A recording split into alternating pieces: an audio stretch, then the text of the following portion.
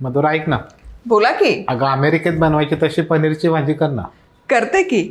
हॉटेलमध्येही मिळणार नाही इतकी मस्त ही भाजी होते.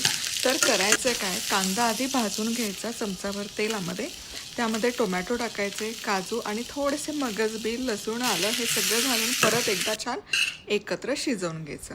हलकंसं मिश्रण थंड झालं की मिक्सरमध्ये याचं वाटण तयार करायचं. आता बटर गरम करायचं, त्यामध्ये तयार वाटण छान असं परतून परतून घ्यायचं.